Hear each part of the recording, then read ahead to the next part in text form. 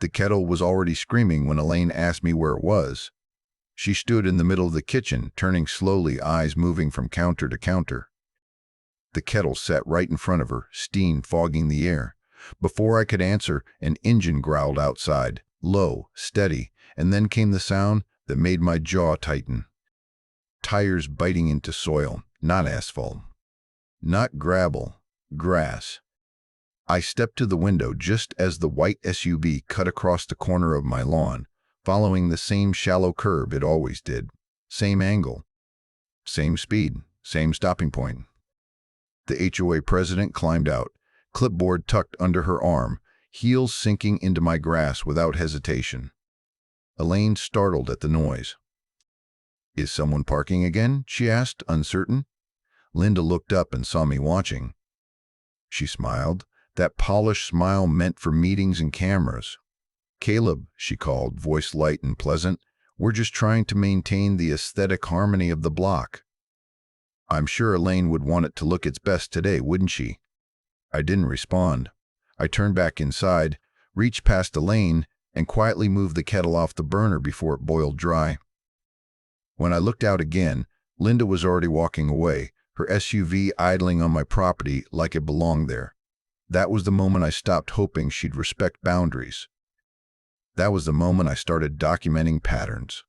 If you want to hear more true stories like this, make sure you hit that subscribe button to HOA Update. And tell me in the comments, where are you watching from? I'm a mechanical engineer by training, which means I've spent my life trusting systems more than people. Systems have rules. Systems behave the same way under the same conditions. When I retired and moved with Elaine to Hawthorne Ridge, a planned community just outside Briarfield County, Missouri, I thought that was exactly what we were buying into. Predictability. Order. A place where nothing surprising happened. Elaine needed that. Her memory had been slipping in small, unsettling ways. Nothing dramatic at first, just moments where everyday things seemed to drift out of reach. She'd ask the same question twice, lose track of time. Forget whether she'd already taken her medication. The doctors called it early stages, but there was nothing early about how it felt. Between her care and the medical bills, retirement stopped feeling like rest and started feeling like maintenance. The lawn became part of that maintenance. Every morning, I walked its edges the way I once walked factory floors. I mowed in clean, diagonal lines. I kept the soil balanced. I adjusted watering schedules based on weather and runoff. Elaine liked to sit by the window and watch, sometimes telling me it looked nice, sometimes asking if I worked there. Either way, it gave her comfort. It gave me something I could still control. The community hall sat behind my house, a brick building with a proper parking lot tucked neatly around back. Anyone going there could reach it by driving an extra minute around the block. Linda Carver never did. The first time her SUV crossed my lawn, I assumed it was a mistake. People misjudge corners. GPS sends them the wrong way. I waved it off. The second time, I frowned but stayed quiet. By the fourth, I noticed the track her tires left behind, a shallow curve that cut across the same patch of grass. By the 10th time, I stopped calling it coincidence. She always entered near the oak tree. Always slowed for half a second at the same spot where the soil stayed soft longer after rain. Always parked with her front tires just past the property line. It was efficient, practiced, comfortable, the kind of behavior you develop when no one ever tells you no. I tried that first. I walked out one afternoon while she was stepping away from the SUV and asked her, calmly, if she could use the parking lot instead. I didn't raise my voice. I didn't accuse her of anything.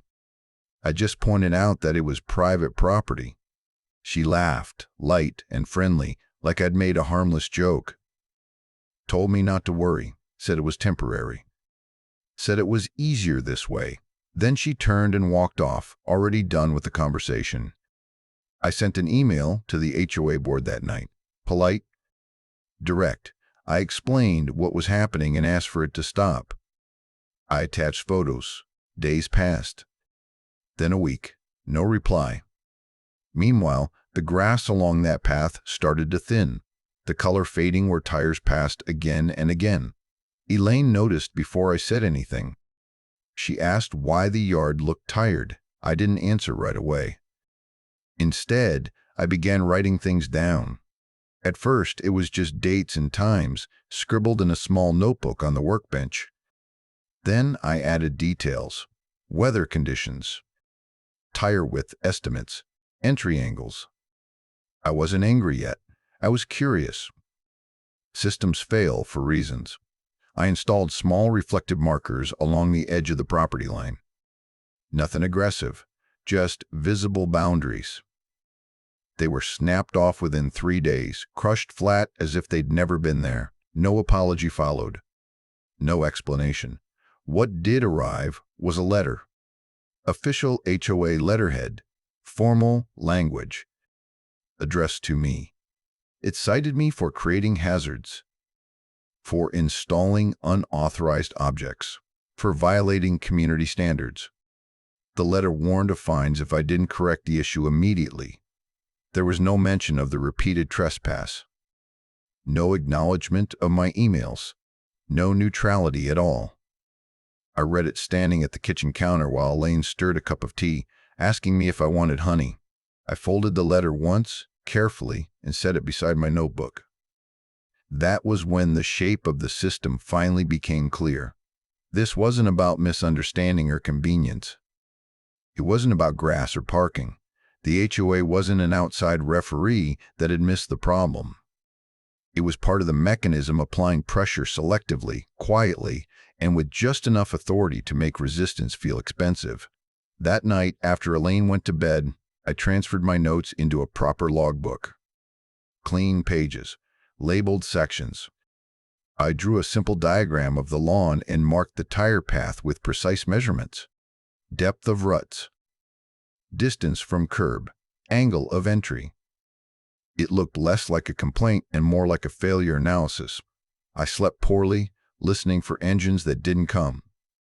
By morning, I wasn't angry. I wasn't even frustrated. I understood the system, and once you understand a system, you stop asking it to be fair. You start preparing for how it actually behaves. The next time it happened, it wasn't Linda's SUV. It was a catering truck. I heard it before I saw it, the deeper rumble of a heavier engine drifting through the house while Elaine was setting plates on the table for lunch. She paused mid-step, frowned, and asked if there was thunder coming. I told her no, and moved toward the window just as the truck followed Linda's familiar path, tires sinking into the same stretch of grass like it had been guided there. The ground gave way with a dull, wet sound. That truck didn't stop where Linda usually did. It rolled farther, heavier, and when it turned, something snapped beneath the soil. The driver never noticed.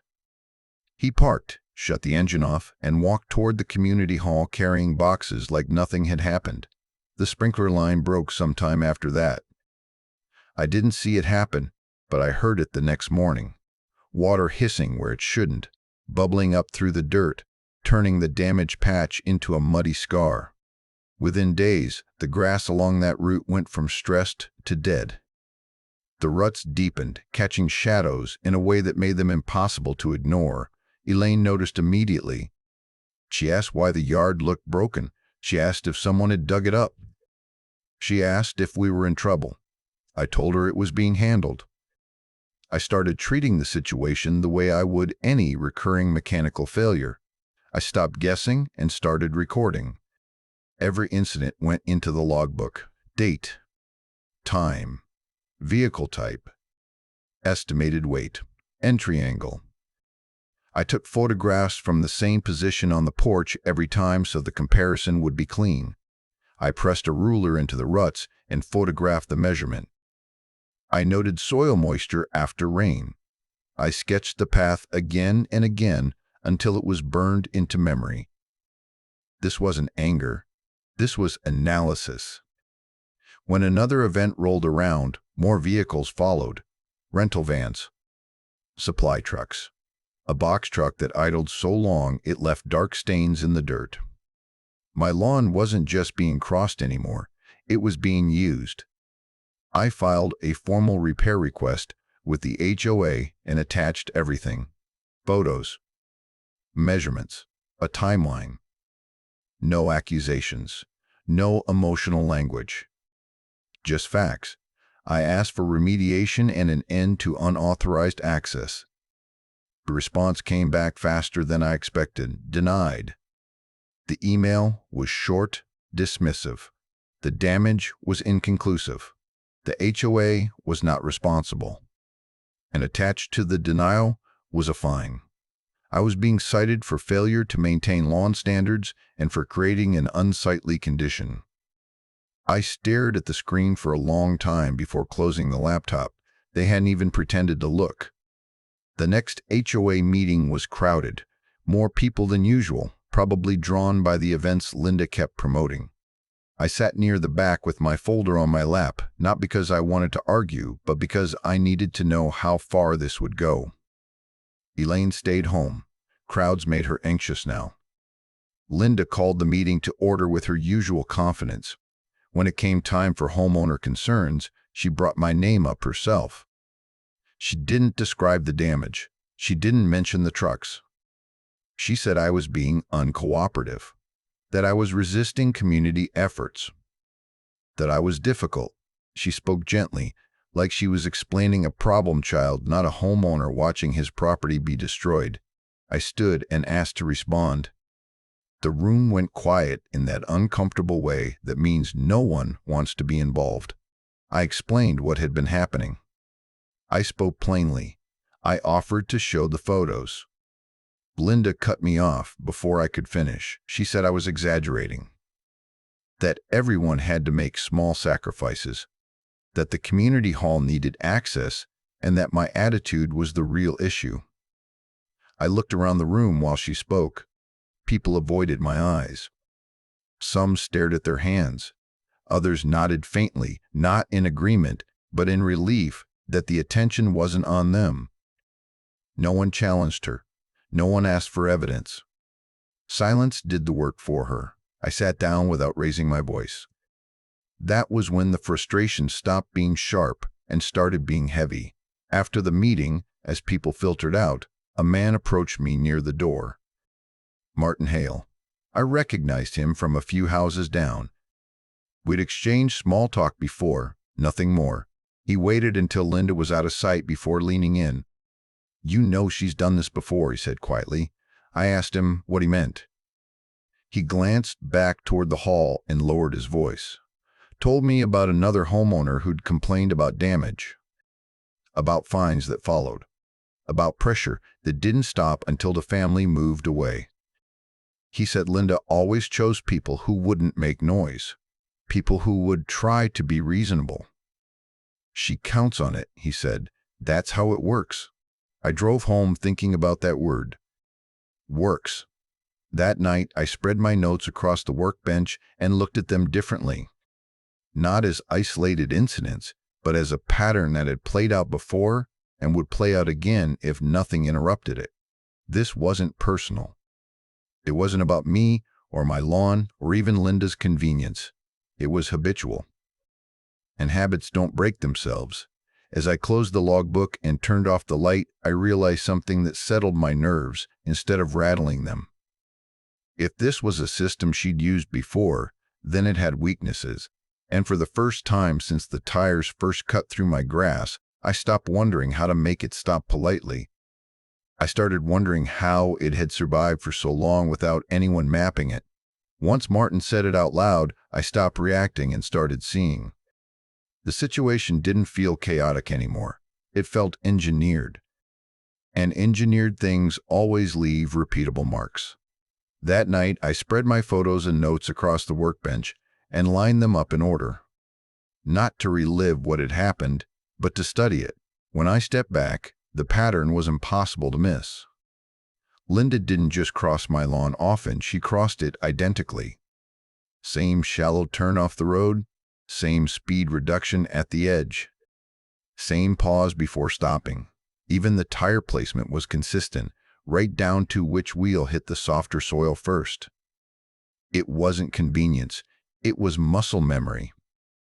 That realization changed the way I approached everything that followed. If her behavior was predictable, then her justification was too. I pulled out the HOA bylaws and read them properly for the first time, not skimming, not trusting summaries.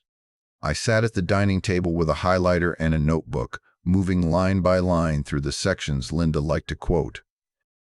The clause she relied on was labeled emergency access. It was narrow, conditional. It required an actual emergency, temporary use, and written notice. None of those boxes were being checked. There was nothing vague about it. Linda wasn't bending the rule. She was bypassing it entirely and counting on no one challenging her interpretation. A few days later, my insurance adjuster came to inspect the lawn.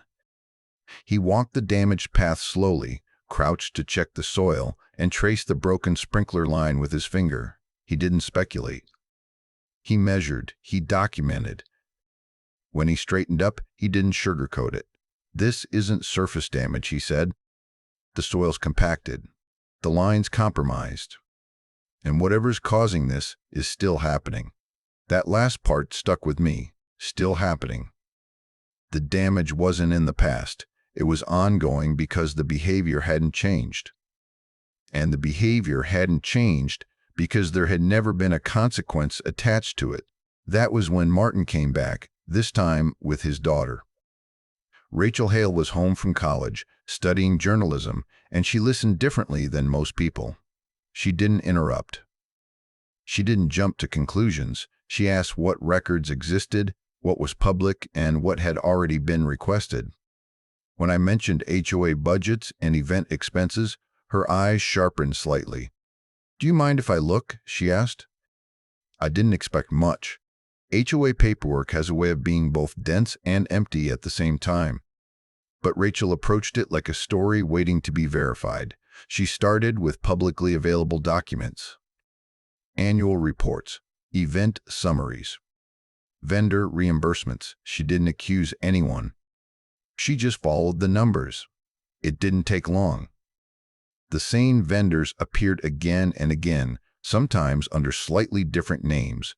Equipment rentals billed for events where no such equipment had been used. Cleanup fees paid out for areas that hadn't required cleanup. None of it proved anything on its own. But together, it formed a shape I recognized immediately. A system that relied on no one looking too closely. The timing of Linda's next move confirmed it. A letter arrived from a law firm I'd never heard of, formal and carefully intimidating. It accused me of harassment, of unlawful surveillance, of creating a hostile environment by filming HOA activities. It demanded I stop documenting immediately or face further action. I read it twice, then set it down. If Linda were confident, she wouldn't need a lawyer to silence me. She wouldn't care that I was recording my own property. She wouldn't be reacting at all. Fear changes people. It makes them rush. It makes them overreach. I didn't respond to the letter. I didn't stop documenting. Instead, I organized everything more carefully. I backed up my files. I labeled folders. I asked Martin and Rachel to keep copies of what they'd found. I added witness statements to my records, signed and dated. Linda's tone shifted after that. Her emails became shorter, sharper, less polished. She stopped smiling when she saw me watching from the porch. She stopped pretending I didn't exist. For the first time, she looked uncertain. That was the moment the balance changed. Not dramatically, not publicly, quietly. She realized I wasn't confused anymore. I wasn't emotional. I wasn't trying to appeal to fairness. I understood how the system worked, and I was no longer playing the role it needed me to play. The power hadn't moved yet. She still had the title, the clipboard, the microphone at meetings. But the direction had changed. And once a system starts leaning the wrong way, it doesn't need force to collapse. It just needs time. Once I understood the shape of what I was dealing with, I stopped thinking in terms of confrontation and started thinking in terms of timing. Linda wasn't reckless. She was habitual. That meant the next step wasn't to interrupt her. It was to let her keep going long enough to remove any doubt about what she was doing. I kept documenting, but now everything had witnesses attached to it. Martin agreed to be present whenever activity crossed onto my lawn, standing across the street with his phone out in plain view. Another neighbor quietly offered the same. I drafted short affidavits for each of them, nothing dramatic, just statements of what they saw, when they saw it, and where it happened. Each one was signed, dated, and added to the logbook. The pattern was no longer just my word against hers. Rachel went deeper. She didn't chase rumors. She stayed inside the numbers. She showed me spreadsheets where the same vendors appeared again and again, sometimes billed under slightly altered names. She pointed out reimbursements tied to event infrastructure that never appeared at the events themselves. Cleanup fees paid for spaces that hadn't been used. Everything was subtle enough to hide in plain sight, but consistent enough to raise serious questions. Then Linda made the announcement that told me everything I needed to know. A large charity fundraiser. Her biggest one yet. Local sponsors. Music. Food. Media coverage. The email was cheerful and confident, full of talk about community spirit and giving back. Halfway through, she mentioned overflow parking due to limited space, framed as a temporary necessity for the greater good. She didn't name my lawn. She didn't have to. I waited for the follow-up. The request for consent that never came. Instead, Linda spoke about it publicly at the next HOA meeting, as if it were already agreed upon.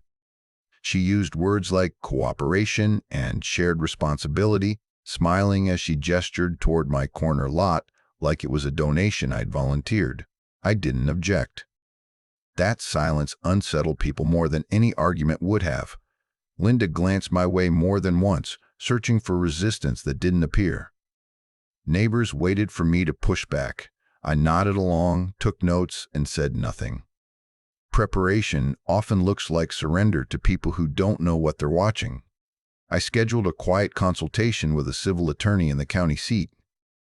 I brought the logbook, the photos, the affidavits. He reviewed everything carefully, asking precise questions, not rushing me once. When he finished, he confirmed what I already suspected. Filming my own property was legal. Repeated trespass changed the situation entirely, and the emergency access clause Linda relied on didn't apply. "You're not escalating," he said. "You're documenting." I also spoke with a county compliance officer, framing my concerns carefully. Not accusations, observations. Repeated misuse of authority. Private property designated without consent. He didn't promise action, but he listened. He took notes. He told me to keep everything organized. That was enough. As the event drew closer, Linda became more visible, more performative. She walked the neighborhood, talking about cameras and donors and turnout.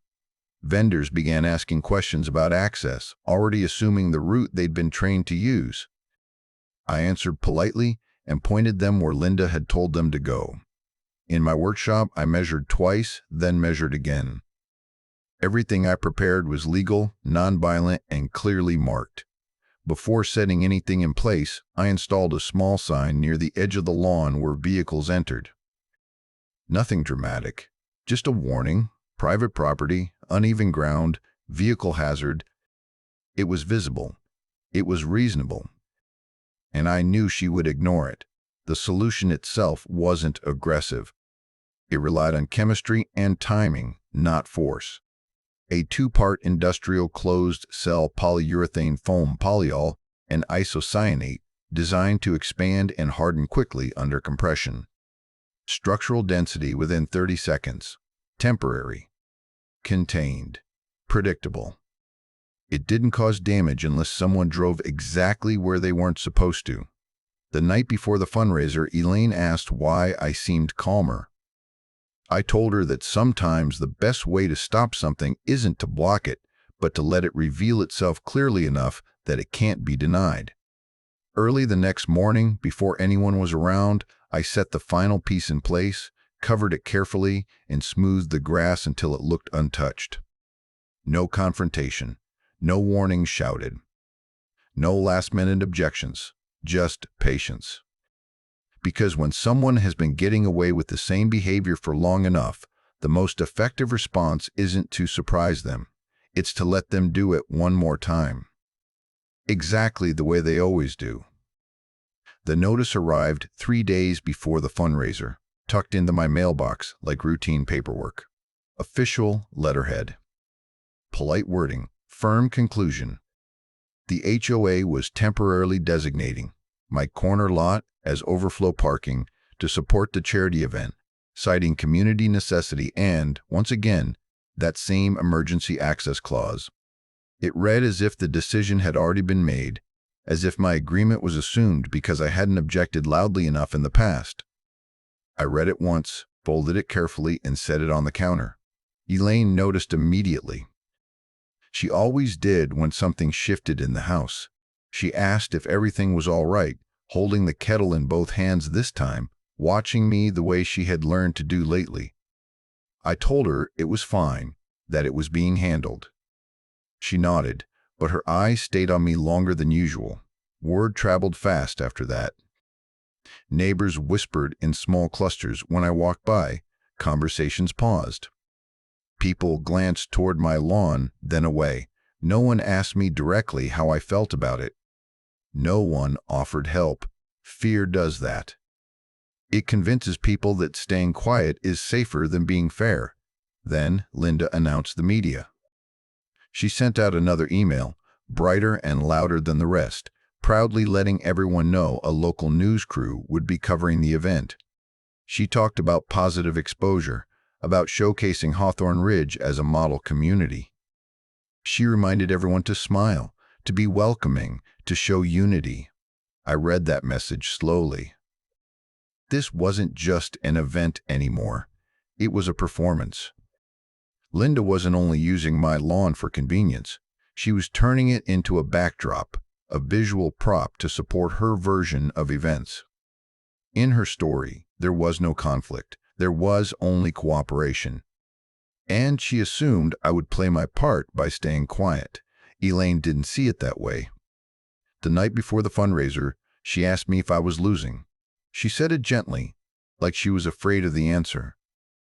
She said it felt like Linda was getting everything she wanted, that the HOA had decided, that cameras were coming. She asked if I was tired. I sat with her on the couch and told her the truth. I wasn't losing. I wasn't tired. I was waiting. I explained as simply as I could that sometimes things look their worst right before they're forced into the open, that nothing Linda was doing surprised me anymore, that everything was unfolding exactly as it always had. Elaine listened, then nodded. She said she trusted me. That was enough. The morning of the fundraiser dawned clear and bright, the kind of day that made everything feel exposed. Vendors arrived early, just as they had before, following the route Linda had trained them to use. Engines slowed at the oak tree. Tires crossed the grass. The lawn compressed under the weight. I stood on the porch with my coffee and noted the times out of habit, not because I needed to anymore, but because it grounded me. Linda arrived just after noon. She didn't rush. She never did. She parked near the community hall first, stepped out, smoothed her jacket, and smiled for the cameras already setting up. I could hear her laughter drift across the yard. She shook hands, gestured broadly, spoke with the ease of someone who believed she was untouchable. I stayed where I was. From a distance, I probably looked resigned. Defeated, even. I didn't hold a phone. I didn't speak to anyone. I didn't confront her. I watched as she moved through the crowd, confident and composed, playing the role she'd practiced for years. Eventually, she headed back toward her SUV. She glanced over as she walked and saw me on the porch. For a brief moment, her smile faltered, just enough to show that she noticed my silence. Then it returned, sharper than before. She climbed into the driver's seat, closed the door, and started the engine. The SUV rolled forward. Sane, shallow turn. Same angle. Same pause. I felt the moment settle, not as tension, but as certainty. Around us, the neighborhood buzzed. Guests chatted. Music played near the hall. The news crew adjusted their equipment, waiting for something worth filming. No one was watching my lawn. That was the point. I rested my hands on the porch rail and breathed evenly. I wasn't nervous. I wasn't angry. I wasn't hoping for anything. Everything that needed to happen was already in motion. The system was doing what it always did, repeating the behavior that had never been challenged properly. And once a system reaches that stage, it doesn't stop because someone asks it to. It stops because it finally runs into a consequence it can't explain away. As Linda's tires crossed the edge of the grass and followed the path she'd carved for herself, I didn't move. I didn't need to. Every variable had already been accounted for. Everything was in motion now. She didn't hesitate. Linda guided the SUV forward with the same casual confidence she'd shown every other time, cutting across my lawn as if the path were paved just for her. The front tire rolled over the edge of the grass, dipped slightly where the soil was softer, and settled into the exact spot I had marked in my logbook more times than I could count. For half a second, nothing happened. The engine hummed. Music drifted from the community hall. Laughter floated through the air. Then the ground answered. There was a sharp hiss, followed by a sudden, forceful surge upward. The concealed mechanism beneath the turf ruptured under the weight of the tire, and thick foam erupted around the wheel, expanding fast and without apology.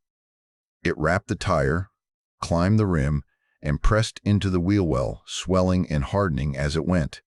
Within moments, the SUV was no longer just parked. It was fixed in place. Linda slammed the brakes and flung the door open.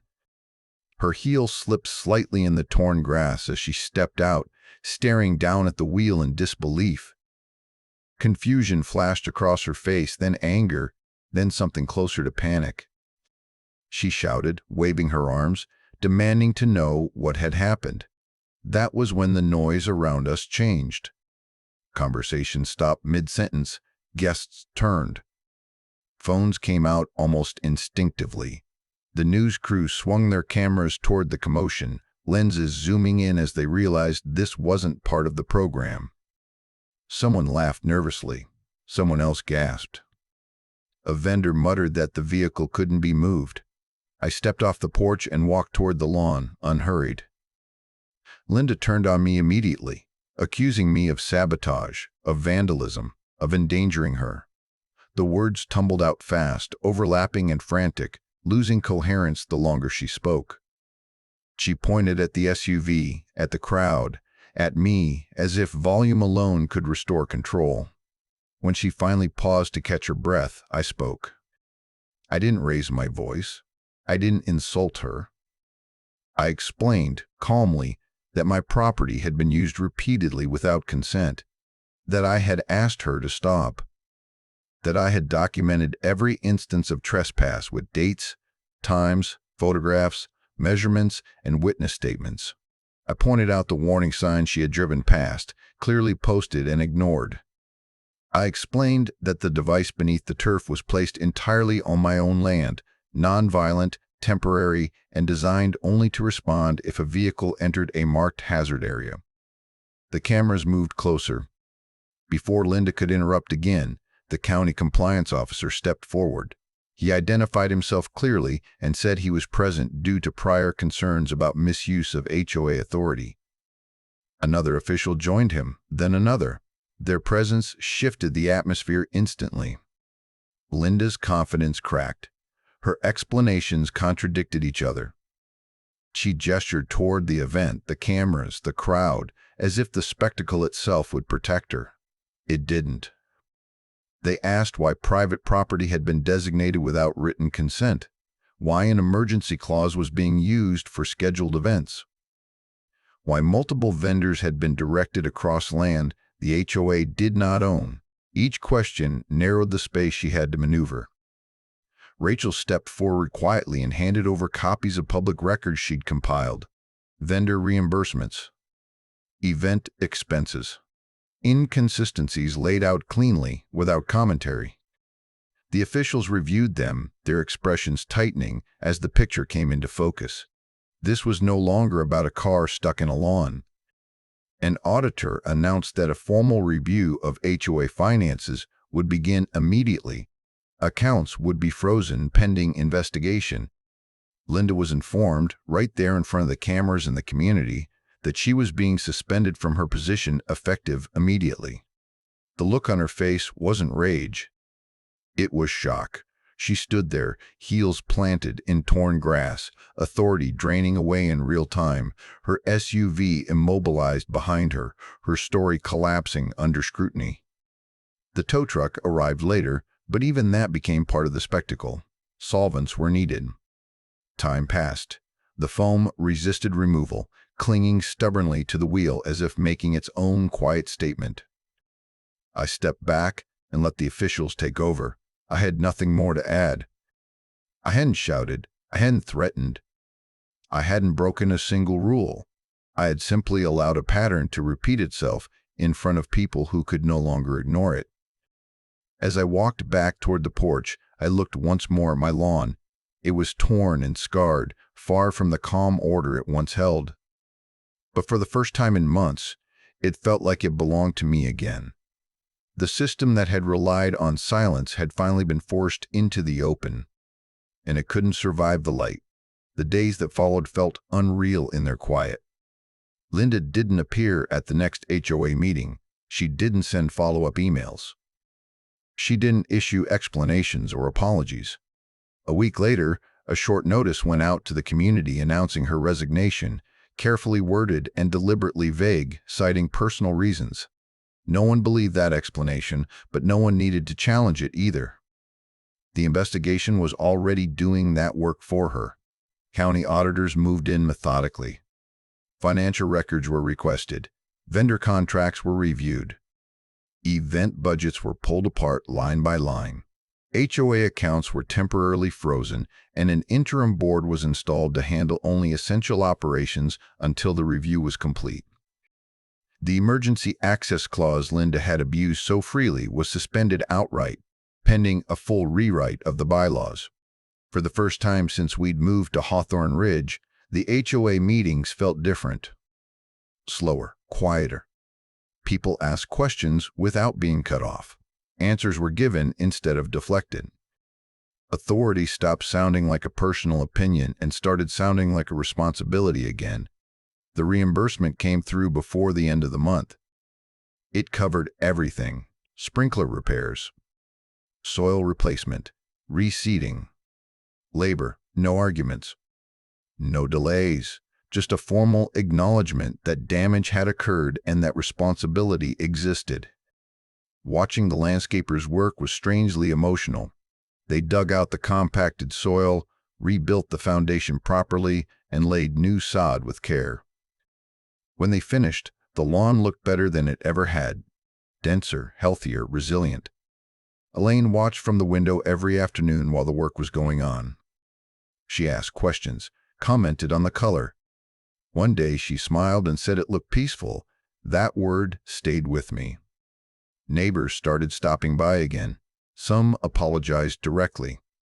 Others circled the subject, admitting they'd been afraid to speak up, afraid of fines, afraid of becoming the next target. I didn't hold it against them. Fear makes silence feel like safety. Most people don't realize the cost of it until much later. Rachel published her piece shortly after. It wasn't dramatic. It didn't sensationalize anything. It simply laid out the facts, the records, the pattern, and the outcome. That clarity carried it far. Editors noticed. Calls followed. Doors opened. She thanked me for trusting her. I told her she'd earned it. The HOA elections brought new leadership and new rules. Financial transparency became mandatory. Any use of private property now required written consent. Emergency provisions were rewritten with strict limits and oversight. What had once been flexible power was now accountable structure. Life settled into a quieter rhythm. I went back to drinking coffee on the porch in the mornings, watching sunlight move across the grass. Elaine joined me when she could, sometimes holding my hand, sometimes just sitting beside me. The stress that had lived in our home for months slowly lifted. Every now and then, a car would slow near the corner of my lot, hesitate, and then turn properly toward the parking lot behind the hall. The habit had been broken, the lawn grew back. So did the peace. When I think about everything that happened, what surprises me most isn't the confrontation or the attention it drew. It's how long the problem survived on silence alone. For months, nothing Linda did required force. It only required people to look away, to tell themselves it wasn't worth the trouble, to assume someone else would deal with it. People like her depend on predictability. They repeat the same behavior because it keeps working. What they forget is that predictability isn't just a shield, it's a weakness. The same patterns that protect bullies can also expose them if someone is patient enough to watch closely. I didn't win because I raised my voice or embarrassed anyone. I didn't win because I outplayed her in public. I won because I documented what was happening and waited for the moment when the truth couldn't hide behind titles or smiles anymore. Evidence doesn't rush, it just accumulates. Today, my lawn is green again. The lines are clean. The grass is strong. More importantly, my home is quiet in the way a home should be. No engines cutting across the yard. No footsteps where they don't belong. Boundaries are respected now, not because someone demanded them, but because they were enforced the right way. If there's a lesson in all of this, it's that accountability doesn't arrive on its own. It shows up when someone is willing to be patient, observant, and steady long enough to invite it. And if you want to hear more true stories like this, make sure you hit that subscribe button to HOA Update. And tell me in the comments, where are you watching from?